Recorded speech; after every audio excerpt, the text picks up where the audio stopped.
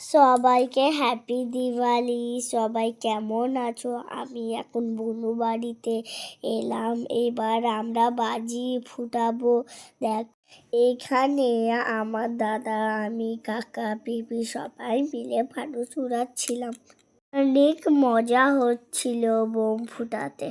আর একটা জিনিস দেখো, এখানে দিওয়ালি কালী বুনুদের এই নিয়মটা আছে, পূর্বপুরুষের প্রদীপ দেয়া, জল মিষ্টি পিঠে দেয়া, সব কিছুর বুনুরা করেছিল। তারপরে দেখো, আমরা প্রদীপগুলো সাজিয়ে দিচ্ছিলাম। থেকে